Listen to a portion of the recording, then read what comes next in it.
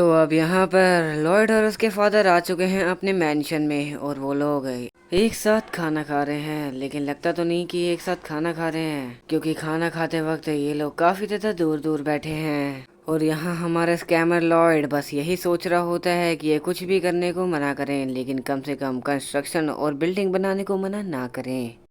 तो चलिए सुनते हैं आप इस बार क्या करने वाले हैं। अरे यार, मुझे बात को छोटी करनी होगी। अरे कुछ नहीं, वो दारू के अड्डे का मालिक था ना, उसने मेरे से बस होंडल फोड़ने की मांग करी तो मैंने उसे दे दिया। और इस देश के अन्य लोग भी व्यवस्था बनाए रख रहे हैं। और यहाँ लॉयड ने खाना ठूस लिया है, इसलिए वो खाना चबाते चबाते कहता है, आपको तो पहले से सब पता है। ये वो लोग हैं जिनकी देखभाल करना हमारा कर्तव्य है। मैं तुम्हें उनसे झूठ बोलने या उन्हें डराने धमकाने को बर्दाश्त नहीं करूंगा। अरे मैं ऐसा कुछ नहीं सोच रहा बेकार चीज करने का। और इतना कहते ही यहाँ पे लॉयड भागने की बस तैयारी कर रहा होता है, क्योंकि वो नहीं चाहता कि उसके पापा उससे और सवाल करें। क्या यह सब हमारी पारिवारिक परिस्थितियों के कारण है? आपके पास आंखें और कान हैं। आपको पता होना चाहिए कि क्या हो रहा है। आप चिंता न करें। मैं जल्द ही हमें इस मुसीबत से निकाल लूंगा। इसलिए ये इसमें सारे शब्द ज्यादा मैंने दखल न पहले दें। भी सुन रखे हैं। और यहाँ पे हमें सुहो किम का पास्ट दिखाया जाता है, जहाँ पर उसके पापा उससे कह रहे होते हैं कि भाई तू टेंशन मत ले, मैं सारा कुछ संभाल लूंगा, तू बस पढ़ाई पे अपना ध्यान दे। और हाँ, इतनी भी पढ़ाई मत किया कर कि तू पढ़ाई करते करते पागल हो जाए। और यहाँ पे अब हमें सुहो किम, जो अब लॉर्ड के शरीर में है, वो आगे बताता है, मैं सोचता था कि सब कुछ सही हो चुका है। झूठे, तुझे पता था कि सब कुछ सही नहीं है। मैं फिर से वो पागलों की तरह पैसों के पीछे नहीं भागूंगा। और यहाँ पर लॉयड अपने पिता को कहता है, कृपया करके आप हार मत मानिएगा, और ना ही मैं अब हार मानूंगा। और यहाँ पर सुहो केम अपने मन में यही सोच रहा होता है, जो मैंने बात अभी इनको कही, काश मैं अपने फादर को कुछ सालों पहले ही सब कह पाता। और अंडररेटर्स, मुझे ऐसा लगता है कि सुहो किम के पापा उसके लिए काफी ज्यादा मेहनत करते थे, और इस बात का सुहो किम को भी रियलाइज था। लेकिन मेरे ख्याल से वो अपने फादर के साथ अच्छा रिलेशनशिप नहीं बना पाया और उनको खो दिया। वैसे ये सिर्फ मेरी थ्योरी है, आगे चल के हमें इसका सच पता ही चल जाएगा। और अब यहाँ पर हमारा लॉयड कॉरिडोर में चल रहा होता है और ऑर्डर्स के बारे में सोचने लगता है कि आखिर कितने ऑर्डर्स बचे हैं और कितने ऑर्डर्स पहुँचाने हैं। लेकिन उसे तभी दिखते हैं दो जल्लाद, मनी लैंडर्स यानी कर्जा देने वाले। और मैंने इन्हें जल्लाद क्यों कहा, आपको कहानी में आगे पता चल जाएगा। और वो लॉयड को सरपास करते हुए चले जाते हैं। और यहाँ पर लॉर्ड बस यही सोच रहा होता है कि अरे यार, मैं तो लॉर्ड का बेटा हूँ, नवाब का बेटा हूँ एक है, लेकिन इन लोगों ने मुझे फिर भी ग्रीट नहीं करा। और यहाँ पर लॉयड को अंदाजा लग चुका है कि आखिर ये दोनों कौन हैं। बैरन, आखिर तुम कितने दिनों तक और ज्यादा हमें सताओगे? 5 दिन हो गए हैं जब तक हमने डेट पास करी थी और तुमने अभी तक हमारा कर्जा दिया ही नहीं। अगर तुम और ज्यादा समय बर्बाद करोगे तो हमारे पास और कोई चारा नहीं बचेगा। हमें तुम्हारे खिलाफ एक्शन लेना ही होगा। अरे कुछ तो बोलो, तुम्हारी जुबान दिल्ली लेके भाग गई क्या? मैं शर्त लगाता हूँ, अगर तुम यहाँ पे बचे हुए सामान भेज दोगे तो तुम्हारे पास कुछ पैसा आ जाएगा। परफेक्ट टाइमिंग, ये हुई ना बात। और यहाँ पे लॉर्ड के मन में बासमती के चावल की खिचड़ी बनना शुरू हो चुकी है। यार, मैंने कुछ आरपी पॉइंट तो कलेक्ट करे थे जेवियर की अप्रूवल रेटिंग मेरे प्रति बढ़ाकर, लेकिन अब क्वेश्चन ये है कि अब मैं और कैसे आरपी पॉइंट बढ़ाऊं। और यहाँ लॉयड ये सब सोच ही रहा होता है कि वहाँ पे उसको सिस्टम आके बताता है कि तुम अपने आरपी पॉइंट्स की वजह से स्किल्स भी खरीद सकते हो। इस बात पर लॉयड काफी ज्यादा हैरान हो जाता है और सिस्टम को कहता है, अबे तू ये सब चीज भी बताता है, मुझे लगा तू कचड़ा है। और भाई यहाँ पर सिस्टम को इतना ज्यादा गुस्सा आ जाता है कि वो काम करना ही बंद कर जाता है और लॉयड की फटके 64 हो जाती है। फिर ये बंदा बाद में सिस्टम से ही माफी मांगता है। अब इन लोगों की बकैती के बाद फाइनली सिस्टम लॉर्ड को स्कैन करने लगता है और पता लगाने लगता है कि आखिर इस बंदे के अंदर कौन कौन सी स्किल अभी मौजूद है। और यहाँ पर लॉर्ड के पास काफी बेहतर स्किल्स होती हैं, जिसे देखकर सिस्टम भी शॉक हो जाता है और वो यही कहता है कि तू जितना दिखता है उससे ज्यादा टैलेंटेड है। इस बात पर लॉर्ड की काफी गंदी वाली किलस जाती है और वो यही सिस्टम को सुनाने लगता है कि तुझे पता भी है मैं कितना टैलेंटेड हूँ, मुझे स्कॉलरशिप भी मिली थी स्कूल की तरफ से। ओह सॉरी, सुहो किम को स्कॉलरशिप मिली थी स्कूल की तरफ से। और यार वैसे सच में ये बंदा टैलेंटेड तो है, क्योंकि स्कॉलरशिप पाना कोई बच्चों का खेल नहीं।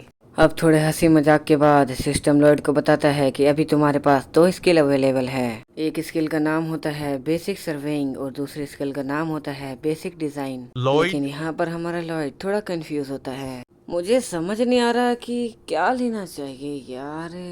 वैसे मेरे पास बहुत ज्यादा आरपी है तो मैं दोनों ही ले लेता हूँ। और यहाँ पर लॉयड है दोनों स्किल इसलिए ले पाया क्योंकि एक स्किल होती है 15 आरपी की और दूसरी स्किल होती है 20 आरपी की, मतलब 35 आरपी। और यहाँ पर लॉयड के पास होते हैं 36 आरपी, मतलब उसके लिए इनफ है दोनों स्किल लेने के लिए। वो ये क्या चीज है? जो स्किल अभी लॉयड यूज कर रहा है उसका नाम है बेसिक सर्वेइंग, जिससे लॉयड अपने आसपास का सर्वे कर सकता है बिना किसी जीपीएस ट्रैकर के। दूसरी स्किल लॉयड यूज करता है बेसिक डिजाइन, जिससे वो हवा में ही आकृतियां बना सकता है और ये देख सकता है कि घर कैसा बनेगा, और गलती होने पर उसे दोबारा मिटा भी सकता है और अच्छे से चेंज भी कर सकता है। ये सब अच्छी स्किल्स तो हैं, लेकिन क्या जेवियर सारा कंस्ट्रक्शन वर्क अकेले ही कर सकता है यार? मेरे लिए अच्छा होता कि अगर मैं जेसीबी जैसी मशीन मंगा पाता और उससे खुदाई वुदाई कर पाता। तभी सिस्टम का नोटिफिकेशन आता है और वो कहता है कि हाँ तुम ऐसा बिल्कुल कर सकते हो। तुम अपने आरपी खर्च करके एक समन मंगा सकते हो जिनकी यूनिक पर्सनैलिटी होगी, रैंक होगी और स्किल्स होगी, और वो तुम्हारे प्रति वफादार भी होंगे। ये सब सोच के लॉयड को एक ऐसी फीलिंग आ रही होती है कि वो एक गेम के अंदर है और वो समन करने का सोच तो रहा होता है, लेकिन उसके पास अभी इनफ आरपी है नहीं। पर लॉयड अपने मन में सोचता है क्या वो समनर्स कुछ ऐसे होंगे, dragon, beast, gorilla. RP RP चाहिए मुझे, और ऐसा करने के लिए मुझे की कैरेक्टर्स चाहिए। बेरन फ्रंटेरा, अगर तुम्हारे पास कोई पैसा नहीं है तो मैं तुम्हारी हेल्प कर सकता हूँ।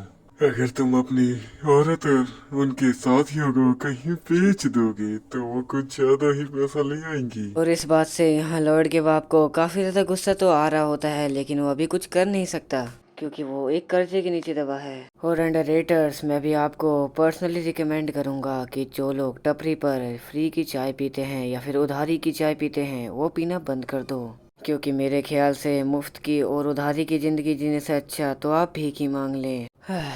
Now back to the topic. ये सब बातें सुनकर यहाँ पर लॉयड अचानक से आके इसको ढप्पा कर देता है, जिससे ये मनी लेंडर काफी ज्यादा डर जाता है और वो पूछता है कि आखिर तुम कौन हो? लॉयड, ओ तो तुम लॉयड हो, बेरन फ्रंटेरा के सबसे बड़े बेटे। तुम बड़े बदतमीज हो ना। क्या तुम यहाँ पे हमारी मीटिंग डिस्टर्ब करने आए हो? अगर तुम यहाँ से नहीं गए तो चलो चलो अपना वारंट दिखाओ मुझे। क्या?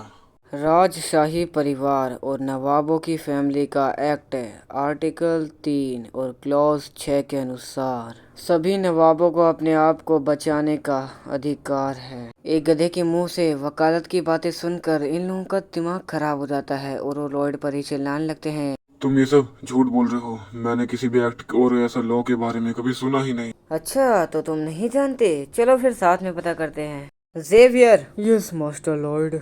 इन कमीनों का हाथ काट डालो।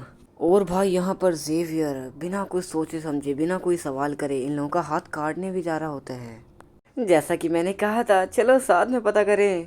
और भाई ये सब देखकर ये लोग बुरी तरह डर जाते हैं और यहाँ से दुम दबाकर भाग जाते हैं। ओहो, तूने अच्छा काम करा। लॉयड, हावियर, तुमने अभी क्या किया? और यहाँ पे लॉयड के पिताजी इतने ज़्यादा डर चुके हैं कि वो यही पूछने लगते हैं कि अब हम क्या करेंगे, हमारे पास तो इतना पैसा भी इन्होंने देने के लिए। इस बात का जवाब लॉयड भी पैसों के साथ देता है और कहता है, मैं तो पहले से ही प्लान कर रहा था आपको सारी अपनी कमाई देने का, जो मैंने ऑर्डर्स कंप्लीट करके कमाई है, और ये इतनी तो है कि हमारे महीने का ब्याज चुका दे। और यहाँ पर लॉयड के फादर को यकीन ही नहीं हो रहा होता कि लॉयड ने ये सब करा है, और वो लॉयड पर शक कर रहे होते हैं। लेकिन वहाँ से जेवियर बोलता है, आप चिंता मत करिए माय लॉर्ड, मैं इस बात का ध्यान रखूंगा कि मास्टर लॉयड कुछ गड़बड़ी ना करें।